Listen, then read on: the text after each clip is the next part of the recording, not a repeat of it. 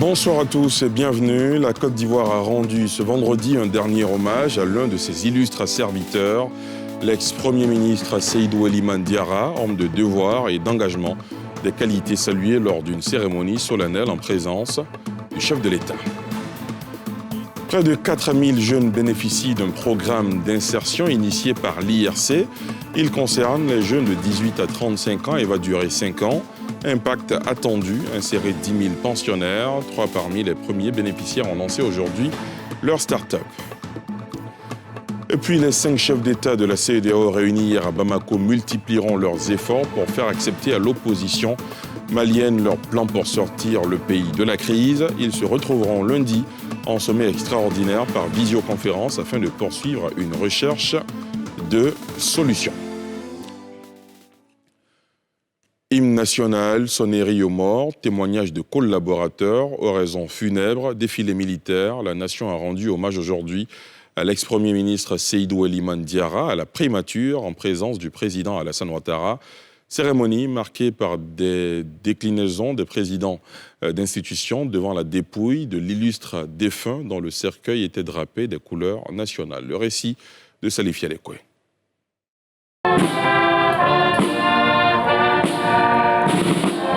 Abidjan Plateau, esplanade de la primature. Seydou Eliman Diarra, qui a occupé ses locaux par 2 fois, y retourne ce jour, non pas pour occuper le portefeuille de chef du gouvernement, mais pour un hommage, le dernier de la nation ivoirienne, rendu pour ses bons et loyaux services. Honneur militaire, hommage à ce grand serviteur, témoignage poignant sur les qualités humaines de l'homme. Travailleur, humaniste, patriote, entre autres, sont des qualités qu'on attribue aux défunts.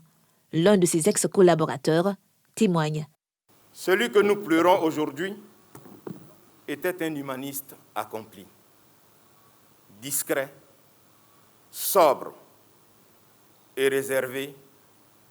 Il avait une grande capacité d'écoute, de tolérance et de connaissance des hommes. C'était un grand maître du savoir. Des nombreuses expériences vécues, nous avons retenu de notre maître 3 enseignements. Fidèle serviteur musulman, il croyait à la mort. Mais la mort ne l'effrayait pas. Homme de sagesse, de culture et de compromis, il nous a appris que l'avenir appartient à que ceux qui savent attendre. Toujours élégant, discrètement, il ne cessait de rappeler à chacun de ses collaborateurs d'en faire autant. Hélas, cette belle silhouette, on ne la révéla plus. Quant au chef de la diplomatie ivoirienne, Ali Koulibaly, il a prononcé l'oraison funèbre, encore des qualités de l'homme d'État, mises en exergue. Homme de devoir, d'une rare noblesse d'âme et d'une exquise élégance morale, le Premier ministre Seydou Eliman Diarra s'est évertué toute sa vie durant à répondre avec un extraordinaire altruisme à tous les appels de la nation. Homme de paix, de tolérance, de consensus, de dignité, de rassemblement et de réconciliation, le Premier ministre Seydou Eliman Diarra, de par ses qualités personnelles, intrinsèques, aura imprimé son empreinte à la vie politique intérieure. Après le coup d'État du 24 décembre 1999 contre l'ex-chef d'État Henri Konan Bédié, successeur de feu Félix Houphouët-Boigny, le général Robert Gueï, venu aux affaires suite à un coup de force, nomme Seydou Eliman Diarra comme Premier ministre de la transition militaire en 2000. À la suite d'une crise politico-militaire survenue le 19 septembre 2002, Seydou Eliman Diarra redevient Premier ministre au terme d'un accord de paix conclu entre les partis politiques à l'Inas Marcoussis en France en janvier 2003. Il a également été le premier président de la Haute Autorité pour la bonne gouvernance de 2013 à 2015 et président du Forum de la réconciliation nationale, censé rapprocher les fils et filles du pays. Décédé dimanche dernier, à l'âge de 87 ans, l'ancien Premier ministre a été inhumé cet après-midi. Près de 4000 jeunes bénéficient d'un programme d'insertion initié par l'IRC. Il concerne les jeunes de 18 à 35 ans et va durer 5 ans. Impact attendu, insérer 10 000 pensionnaires. 3 parmi les premiers bénéficiaires ont lancé aujourd'hui leur start-up en présence de Nadia Edja et Fulgence Ciciedo. C'est en mai 2019 que Luc Assis et ses amis Romuald Akafou et Kevin Yobois se sont lancés dans l'aventure entrepreneuriale. Une ambition née de leur participation au projet de renforcement des opportunités pour les jeunes, ProJeunes. Après leur formation qui a duré environ 1 an, naît leur projet de communication digitale. On a commencé à faire Prodigi juste un projet de validation. Le projet a commencé à être exercé le 1er mai 2019. Au départ, c'était juste des clients en freelance gratuits, de façon gratuite, bénévoles. Au fur et à mesure, ils nous recommandaient et jusqu'à ce qu'on arrive là aujourd'hui, nous avons déjà des marchés en cours. C'est aux 2 plateaux Vallon qu'est née la start-up de ces passionnés. La galère du début, le manager du groupe s'en souvient encore. On a rencontré beaucoup de difficultés. Voilà. Au départ, comme on l'a dit, on était de façon bénévole. Voilà. Donc, on ne nous donnait pas franchement quelque chose pour pouvoir nous soutenir. Franchement, nous sommes tous à Bobo. Des jours, on marchait d'Abobo jusqu'ici. Retour encore, on marchait pour aller à la maison. Source de motivation pour leurs amis, c'est avec fierté qu'ils présentent aux yeux du monde leur start-up. Aujourd'hui, on sait que le digital a une grande place dans la communication puisque c'est un domaine incontournable. Donc on a vu les différentes tendances et on s'est dit mais pourquoi ne pas aller déjà s'aligner sur cette lancée-là. Et puis bon, déjà c'est la passion que nous essayons de vivre, en même temps de vivre de cette passion. Pour ces jeunes, le programme ProJeunes a été un coup de pouce pour l'insertion professionnelle. Pour en bénéficier, être âgé de 15 à 35 ans. Dans cette salle, quelques bénéficiaires participent à la première étape de la formation, la phase d'apprentissage mixte. Ça va m'apporter un plus. Sur certains logiciels à bosser, certains cadrages, tout et tout. Et aussi au niveau des pages professionnelles, comment concevoir une page professionnelle. Je suis accessoiriste et styliste aussi. Et comme j'avais vraiment besoin de cette connaissance pour booster mes publications, voilà, j'ai décidé donc d'être bénéficiaire ProJeunes. Coordonné par l'organisation IRC et financé par la Mastercard Foundation, ce projet vise le bien-être économique de 10 000 jeunes Ivoiriens, dont 60% jeunes filles. Si les filles participent, elles sont capables de générer des revenus qui vont bénéficier non seulement leur famille, mais aussi la communauté tout entière. Les secteurs concernés, l'agriculture, l'énergie solaire, l'électricité et les techniques de l'information et de la communication. Nous organisons régulièrement ce que nous appelons le comité d'approbation des plans d'affaires. Ce sont des jeunes qui rédigent leur plan d'affaires accompagnés par les coachs. Et donc, à l'issue de cette rédaction, il y a donc un comité qui procède à la validation des plans d'affaires en tenant compte de la qualité du contenu. Depuis le démarrage en 2017, 4000 jeunes ont pu bénéficier de ce projet. Outre l'auto-emploi, certains des premiers bénéficiaires ont pu continuer leurs études, tandis que d'autres ont intégré des entreprises en tant que salariés. Une aubaine pour la jeunesse de moins de 35 ans qui représente plus de 50% des personnes en âge de travailler en Côte d'Ivoire. Pour circonscrire la prolifération et la circulation des armes légères et de petit calibre, porte ouverte au terrorisme, la Commission nationale en charge de la lutte contre la prolifération et la circulation illicite des armes légères et de petit calibre a initié hier une rencontre avec les commandements militaires et paramilitaires en charge de la gestion des stocks d'armes, en ligne de mire le renforcement des capacités des acteurs afin d'éviter d'éventuels détournements d'armes qui pourraient conduire à des catastrophes. Nadia Edja, Eric Yumon. On se souvient encore de la récente attaque du poste militaire de Kafolo. Des incidents à compter parmi les conséquences de la prolifération des armes légères et de petit calibre. Selon une étude récente sur les 10 millions d'armes produites par an, seulement 30% se retrouvent dans les stocks légaux. À ce jour, on estime à 1 milliard le nombre d'armes à feu en circulation dans le monde et 8 millions en Afrique de l'Ouest. Pour faire face à ce fléau, le Comité national de lutte contre la prolifération de ces armes a mené une série d'actions dont, notamment, la sensibilisation, la formation sont des choses qui font partie de l'essence même en termes de sécurité. Nous faisons les marquages Nous faisons donc la gestion électronique des stocks d'armes et munitions.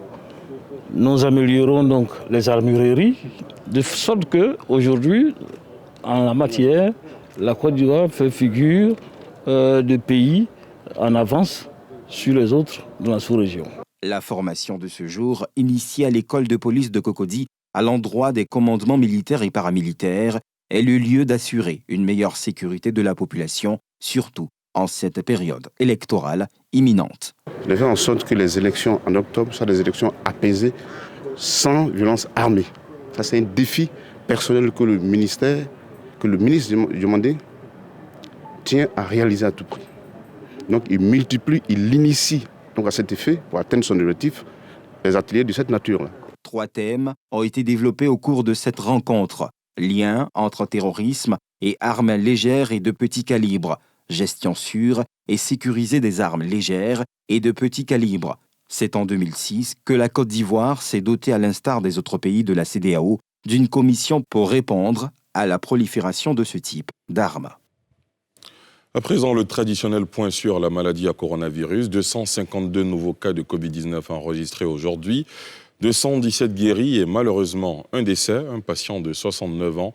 La Côte d'Ivoire compte donc désormais 15 253 cas confirmés, dont 9 499 personnes guéries, comme vous le voyez sur cet histogramme, 94 décès et 5 660 cas actifs. Et cette saisie de 329 tonnes de pesticides obsolètes collectés dans les champs et décharges publiques, cette importante quantité de produits sera détruite, car comprenant des produits chimiques dangereux pour la santé et pour l'environnement, le ministre de l'Environnement, justement, a pris part au lancement de cette opération en présence de Pierre Dipomelin et Arona Zeba. Les pesticides obsolètes sont des produits phytosanitaires soit interdits, soit périmés ou tout simplement frauduleux. 329 tonnes de ces produits dangereux pour notre santé ont été collectées à travers le pays. L'incinération de ces produits est confiée à RMG, une structure spécialisée dans ce type d'exercice délicat. Selon le ministre de l'Environnement et du Développement durable, le gouvernement est engagé avec l'accompagnement de la Banque mondiale à débarrasser le pays de ces produits toxiques.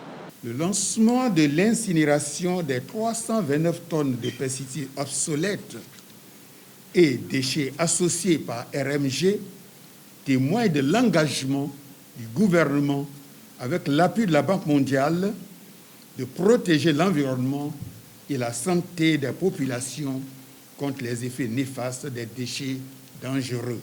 Une séance d'explication a ensuite été suivie de la visite des incinérateurs. Des machines thermiques qui traitent des produits dangereux sous la forme solide, mais aussi liquide, ont une capacité d'au moins 8 tonnes par jour chacune. Les cendres et résidus issus de ces incinérateurs ne représentent plus aucun danger et retournent dans le circuit normal des déchets ménagers. La fête de Tabaski, ou l'Aïd el-Kébir, sera célébrée dans 8 jours. À l'occasion, les fidèles musulmans sacrifient un bélier, comme l'enseignent les écrits religieux musulmans. Quelle est l'ambiance sur les marchés de bétail à l'approche de l'événement? Les précisions dans ce reportage de Salif Yalekwe et Tanguy Conan. La fête de l'Aïd el-Kébir, ou la Tabaski, se déroulera en Côte d'Ivoire, à l'instar de la plupart des pays, le 31 juillet prochain. Chaque musulman ayant les moyens devra à cette occasion immoler un bélier pendant cette fête pour perpétuer l'acte d'Abraham. Le marché d'Abobo, Coco Service, qui d'ordinaire ne désemplissait pas, a été déguerpi par les autorités municipales. Un autre site, contigu à l'université Nangui-Abrogwa, a été dégagé pour abriter les commerçants et leur bétail. Du parcours pour y accéder. L'un des responsables du site égrène quelques difficultés. Vraiment, c'est les problèmes de voirie. On en a discuté avec la mairie. Ils disent qu'ils vont prendre des dispositions pour que la voirie soit faite. Mais jusqu'à présent, rien n'a été fait d'abord. L'un des rares clients rencontrés sur place a du mal à accepter l'offre. Il va acheter au moins 3. Il faut m'arranger. Il faut essayer d'augmenter. Nous aussi, on va diminuer, on va s'entendre. Essayer d'augmenter. L'année passée, on a payé les moutons de l'autre côté. C'est-à-dire les moutons, c'était un peu moins cher. À l'année, ça là, un peu cher. Bon, je ne sais pas si c'est à cause du coronavirus, on ne sait pas. Il y a des moutons, même, ils payent à 100, 130, 100. Mais aujourd'hui, il y a des moutons, même, il y a des montées, on ne met pas des 200, on ne met pas des 100, 120. Bon, je trouve que c'est un peu cher, quoi. À Adjamé, communément appelé Garage en haut, l'ambiance est tout autre. L'on trouve de nombreuses bêtes sur place. Ici également, les clients ne se bousculent pas. Le coronavirus s'est invité à l'événement. On est venu, le marché n'est pas encore debout. On est là un peu pour le moment. Parce qu'à cause du Covid, il y a des gens qui disent qu'ils ne peuvent pas amener les moutons. Au Burkina, au pays Mali, cette année, il y a affaire des saisons, il y a affaire des djihadistes. C'est marché, on ne sait pas. Déjà sur place ici, il y a certains de moutons, ça ne suffit pas de population quand même. Ça ne peut pas suffire. Si tu veux bon mouton, qui doit satisfaire les gens, 130 000, il y a un mouton de 130 000, 150 000, jusqu'à 600 000. Pour cette année, il y a un mouton ici, un mouton commandant, on dit ça 1 million. Les gens ils ont commencé à payer un peu. Cet acheteur a pu trouver satisfaction sur place. Je crois qu'il y a eu vraiment une augmentation par rapport au prix du mouton. Mais par la grâce de Dieu, moi j'ai eu mon mouton peut-être à un moins coût. Et je dis alhamdoulilah. Normalement, je comptais acheter 3 moutons. Mais vu la situation, ce n'est que deux moutons que j'ai achetés. À Port-Boué, un conflit est engagé entre le district d'Abidjan et la mairie de cette commune quant à l'organisation de la traditionnelle foire du bétail, perturbant ainsi la quiétude sur ce site. À une dizaine de jours de la fête, les vendeurs se tournent les pouces quand les clients hésitent encore. De plus en plus, les Ivoiriens intègrent dans leurs habitudes de loisirs les sorties en plein air. Ce contact direct avec la nature est pour beaucoup le moyen de s'évader et de s'éloigner de l'encombrement de la grande ville après des semaines de travail très chargées. De quoi susciter chez les propriétaires d'espaces de loisirs la construction d'endroits paisibles, reculés, avec au menu silence de la nature et bonne cuisine bio. Une découverte de 2 espaces à Azaguié et à Oué que nous proposent Nadia Edja, Mathurin Badé et Eric Kimon.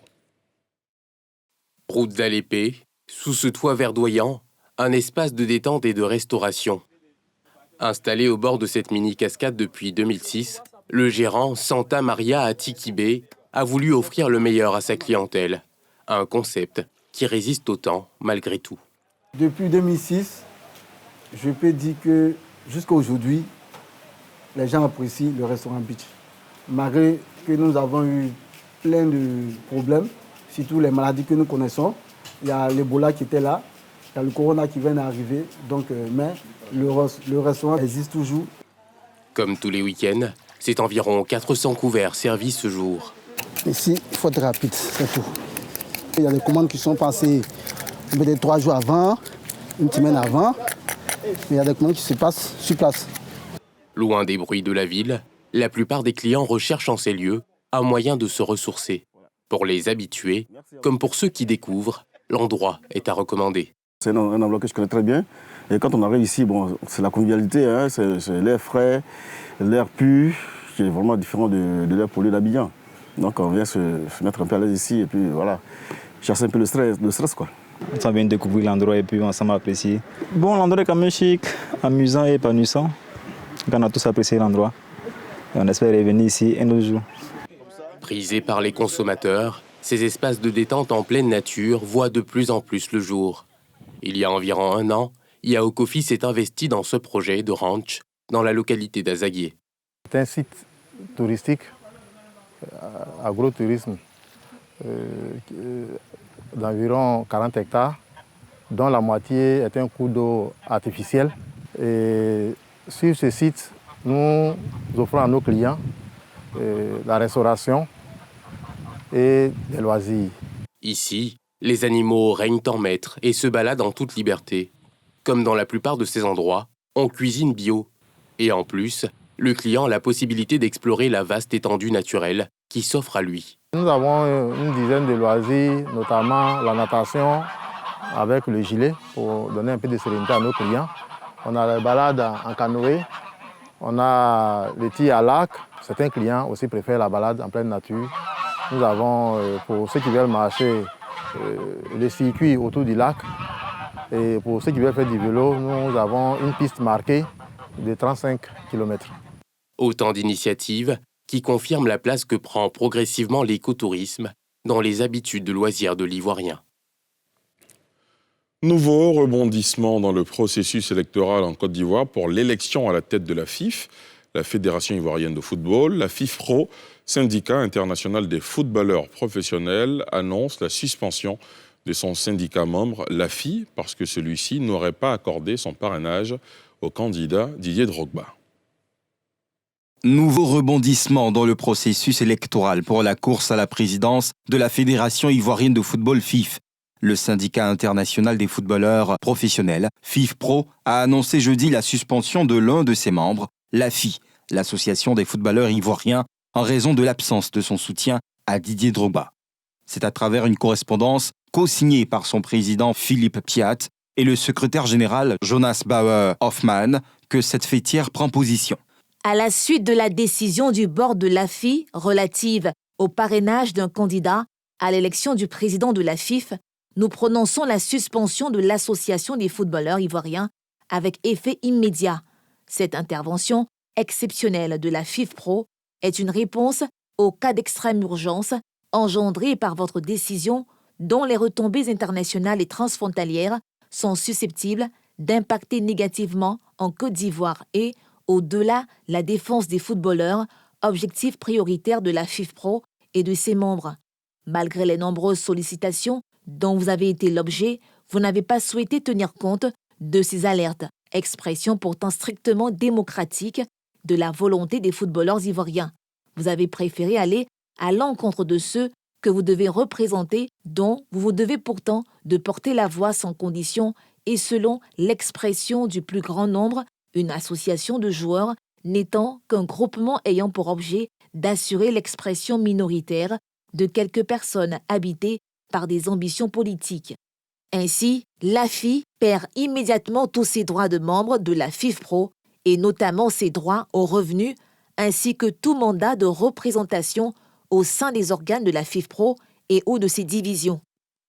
La réaction de l'AFI dirigée par Cyril Domoro ne s'est pas fait attendre. Elle indique à travers un communiqué publié il y a quelques heures que sa décision a été prise dans l'intérêt supérieur des footballeurs ivoiriens.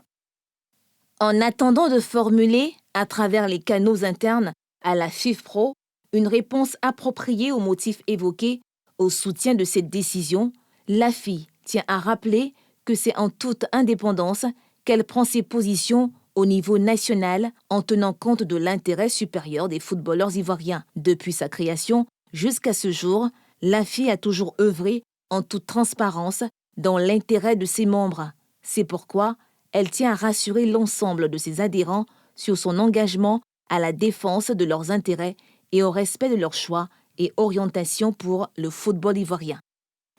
L'AFI a accordé il y a quelques jours son parrainage au candidat Idriss Diallo pour la présidence de la FIF au détriment de l'un de ses membres, l'ancien capitaine des éléphants Didier Drogba. Cette donne a suscité le courroux de plusieurs fans de l'ancien sociétaire de Chelsea. Depuis quelques mois, l'élection à la FIF est au centre des débats. La question du parrainage, des associations et groupements d'intérêt indispensables pour la candidature déchaîne les passions, surtout via les réseaux sociaux. Selon le comité électoral, dirigé par l'ancien ministre des Sports, René Dibi, la date limite de dépôt des candidatures est fixée au samedi 1er août prochain. Sori Diabaté, Yacine Idriss Diallo et Didier Drogba ont déjà exprimé leur intention de candidature à la présidence de la Maison de Verre de Treichville. Les 5 chefs d'État de la CEDEAO réunis hier à Bamako multiplieront leurs efforts pour faire accepter à l'opposition malienne leur plan pour sortir le pays de la crise. Ils se retrouveront lundi en sommet extraordinaire par visioconférence afin de poursuivre une recherche de solutions. Yéli Traoré. Les 5 chefs d'État d'Afrique de l'Ouest, qui se sont rendus jeudi 23 juillet dans la capitale malienne, n'ont pas trouvé à ce stade de solution à la crise qui secoue le pays. Le président en exercice de la CEDEAO, le chef de l'État nigérien, Mahamadou Issoufou, s'est néanmoins dit optimiste à l'issue d'une longue journée de pourparlers, marquée par un très long déjeuner de la délégation avec le président Keïta dans son palais de Koulouba. L'objectif est de trouver le compromis qui permettra une sortie de crise rapide au Mali. Et je suis optimiste, je forme l'espoir qu'une solution sera trouvée. Pour clarifier la situation, les chefs d'État de la CEDEAO, qui doivent rendre compte à leurs homologues de l'organisation, qui n'avait pas fait de déplacement, convoque un sommet extraordinaire le lundi 27 juillet par visioconférence. Nous avons décidé de faire un compte-rendu à l'ensemble des chefs d'État de la CEDEAO dans le cadre d'un sommet extraordinaire qui est convoqué pour le lundi prochain.